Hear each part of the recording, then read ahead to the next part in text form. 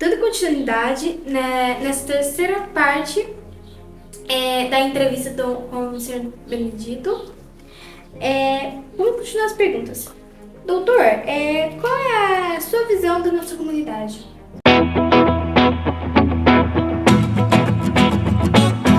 A nossa comunidade, eu parto do princípio que armas só servem para matar. Essa história que arma é para se defender é uma história falsa, é uma visão muito desumana. A gente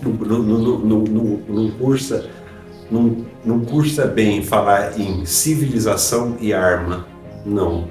Então, falando nisso, eu acho que, da minha visão, desabariam armas, muros, fronteiras, certo? Desabariam tudo isso. Mas o que vai distinguir um de outro? No centro de uma comunidade chamada país, até a sua fronteira com outro país, certo? A cultura vai modificando, até que chegar no centro do outro país, a cultura já está totalmente modificada. Então essa linha tênue, aí é que deve ser a fronteira. Mas não precisa ser uma fronteira armada, não precisa ser uma fronteira murada, não precisa ser uma fronteira com arame farpado, né? Então a nossa visão de comunidade já começa por aí. E na nossa comunidade aqui em Votuporanga, eu a vejo como uma cidade. Eu tenho uma curiosidade, é uma coisa interessante. Eu vim para cá realmente assim, a primeira tentativa de eu ficar aqui foi em 79, como eu já falei, em 1979, certo? E naquela época se falava que Votuporanga tinha quase de 65 mil habitantes, certo? Agora, passados 40 anos, né? 40 anos, Votuporanga está com, diz que não chega a 100 mil, achei estranho, né? A gente acha estranho, não sei porque que curiosidade que nos dá umas sequências dessas. Claro que existem cidades que diminuem, né? Isso, né? Nos Estados Unidos, aqui, qualquer lugar tem. Mas a comunidade de Votuporanga, eu via aqui cinemas, uma faculdade, que era a atual Unifev, né? E quando eu fui no meu primeiro ano de vice-prefeitura, em 1997, né? Um dia eu estava no meu consultório ali da Rua Sergipe, veio visitar um deputado de Rondônia. Veio ali, o pai dele estava internado no hospital da Casa de Saúde, ele veio me visitar. Aí ele foi lá me visitar, logo chegou um pessoal de um jornal, chegou outro pessoal de outro jornal, né? Isso consta do jornal da época, consta, né? Ele conversando bastante lá, como a gente estava conversando aqui, conversando bastante, e ele se colocou à disposição né? Que a gente, da minha visão, o que falta para você?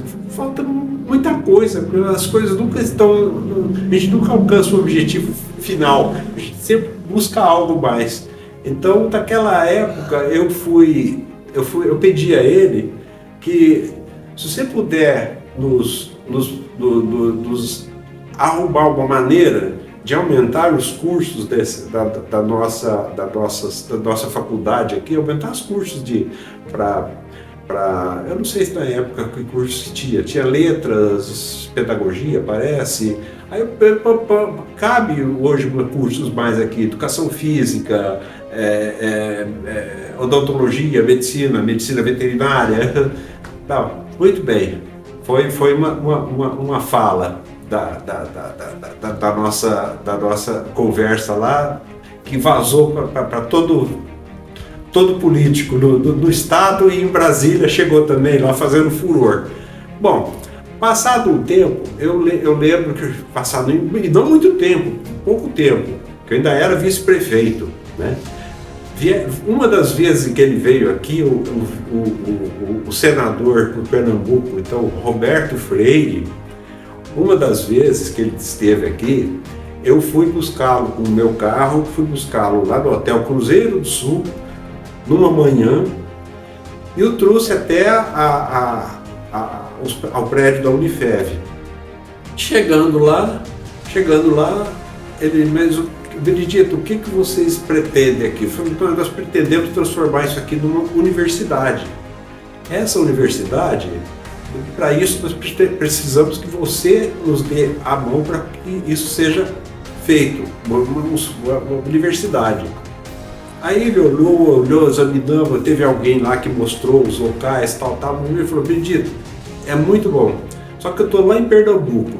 Hoje o Roberto Freire está em São Paulo, mas na época ele estava em Pernambuco.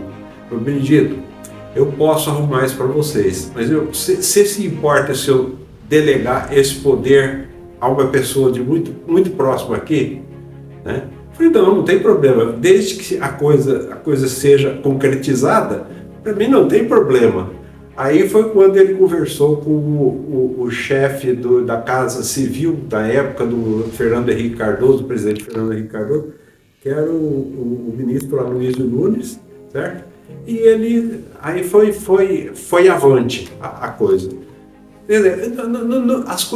As ideias não têm donos, as ideias vão se transformando. O universo é isso, essa transformação constante. Né?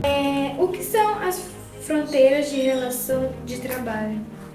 Relações de trabalho, fronteiras de trabalho, né? É isso aí, olha. Na minha área, por exemplo, né? Eu já te falei que saúde é bem-estar físico, mental e social, certo? Então, da minha área, hoje, o que eu converso, ainda ontem eu conversando com uma pessoa aí, vamos organizar um grupo de trabalho para fazer projetos para fotografia, para cinematografia, para teatro, para roteiros, para música. Vamos incentivar a criação de música, a criação da letra, a criação e a voz, a estimulação da voz, e fazer de uma maneira que tipo festivais que incentive isso anualmente no esporte, que a gente possa fazer isso entre as escolas, né? Para que incentive. A maratona não foi feita na Grécia e depois o Barão de Coubertin, das maratonas modernas, envolve os países, né? Então aquilo ali, a gente quer fazer uma coisa não do infinito, a visão no infinito, agora a visão do infinito pequeno, aqui, para nós aqui, né? Dentro do município, essa célula no município. Então nós queremos fazer isso, que também, eu já falei, faz parte da saúde, né? Então acho que essa relação aí vai, por exemplo, na área da medicina propriamente dita, né? Aí envolve a estimulação de instalação de indústrias que trabalham com medicamentos, com saúde, com pesquisa, né? Com pesquisa principalmente, né? E que outras áreas da medicina, dermatologia, neurologia e várias outras áreas, né, sejam instaladas e motivadas a ficarem aqui, tanto aqui como na região, né? Uma área importante dentro da oftalmologia é a área de pesquisa em visão subnormal. Esse é um sonho que eu gostaria de ver instalado no Instituto Deficiente Audiovisual de Votuporanga. A respeito do projeto IDAV. Posso sim, posso até fazer uma correção, né? Porque o IDAV, que é o Instituto dos Deficientes Audiovisuais de Votuporanga, está bem estruturado hoje, está bem estruturado. Eu tenho aquilo ali dentro do meu coração, com todo carinho, assim como eu tenho pelos outros organismos que cuidam especificamente de outras áreas, né? Essas são as relações interespecialidades que a gente deve fomentar, né? E o IDAV, ele foi pensado e colocado em projeto em 1997, né? Quando foi fundado. Eu me lembro que uma vez precisávamos do Lions, quando eu estava no Lions, precisávamos de uma campanha para pegar essas títulos de capitalização, né, do Silvio Santos tinha, do programa do Silvio Santos e outros títulos de capitalização que tinha aí. Mas diz que o centro lá do Nivaldinho já tinha tentado e não tinha conseguido. Eu falei, peraí, eu vou tentar fazer uma coisa. Então eu falei, propaguei. A cada título de capitalização desse que me trouxerem, já concorrido, a pessoa faz uma consulta.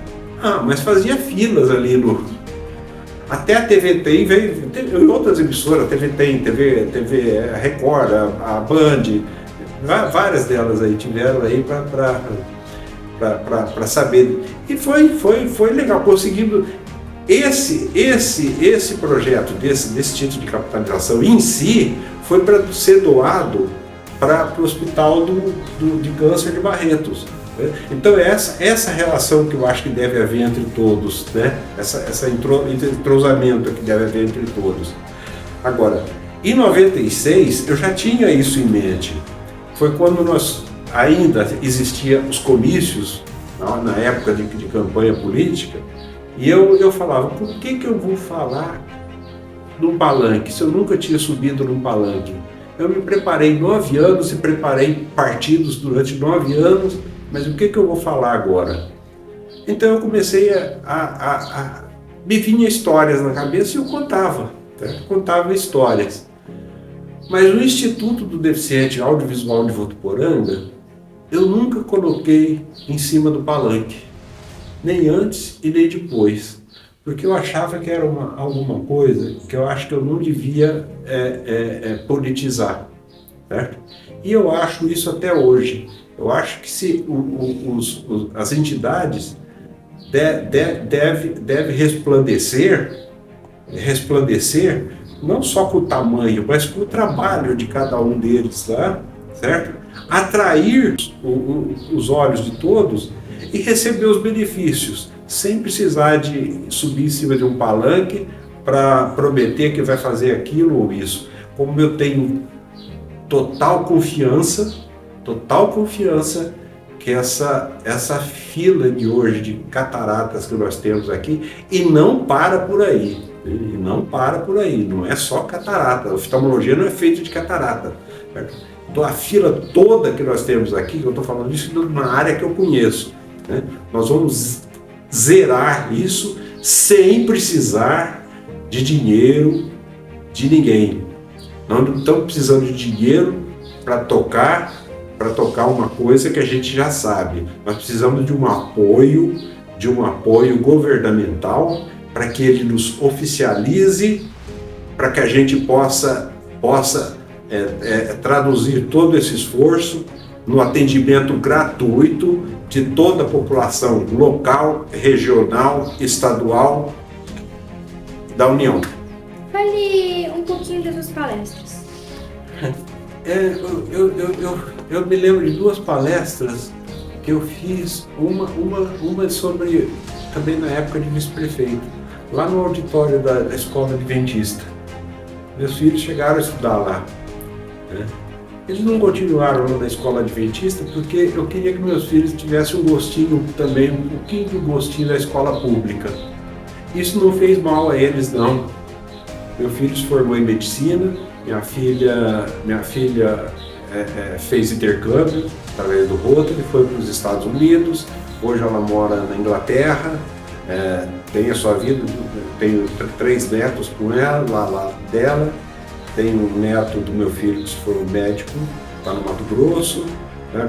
Ele Ele foi para o Mato Grosso porque prestou concursos lá e passou, e lá ele vai ficar, levar a vida dele. Sim.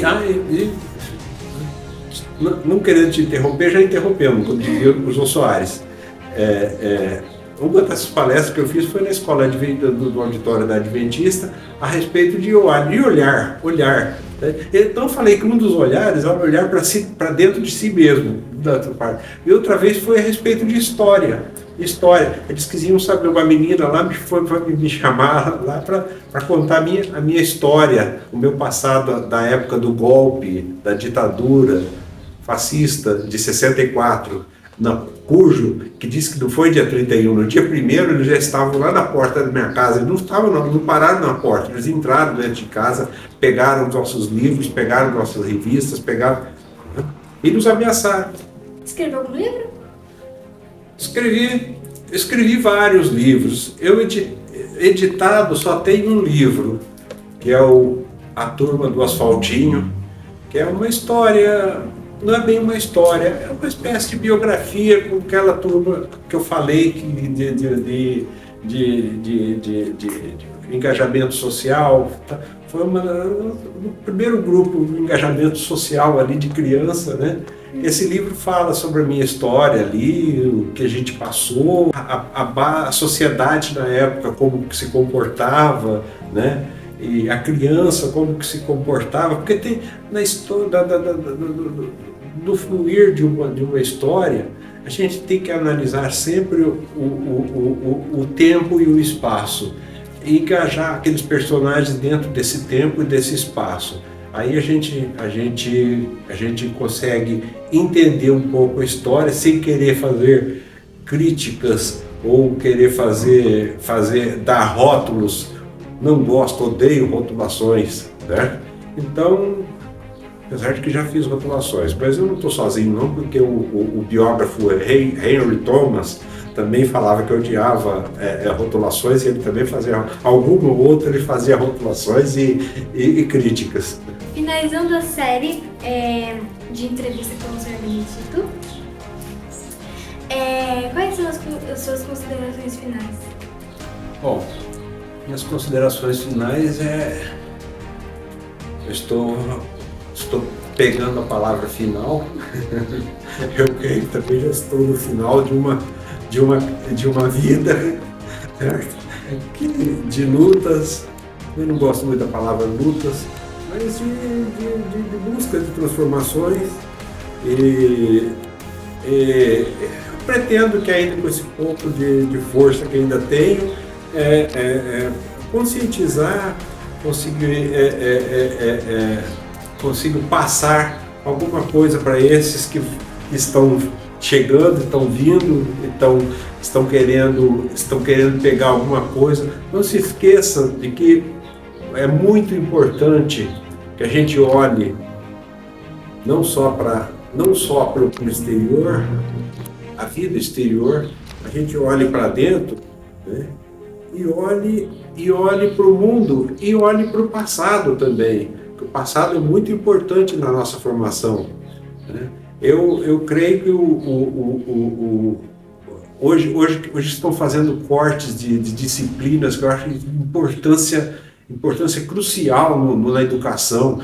Gente, eu aprendi latim. Latim é simplesmente a nossa língua mãe. A nossa língua mãe. Vocês vieram me falar que é uma língua morta. Os alemães estudam latim nas escolas dele e não são língua neolatina. Então nós precisamos ter um pouquinho de humanismo, de consciência, e não cortar gastos de estudar línguas como latim, grego, francês, inglês, italiano, espanhol ou português, e estudar várias outras matérias. Inclusive, eu acho que é de importância crucial também o estudo nas faculdades, tanto a sociologia, como a filosofia, como a história, inclusive dentro das faculdades de medicina, que o médico fica muito restrito à parte técnica e esquece que a saúde é o bem-estar físico, mental e social. Então, é uma das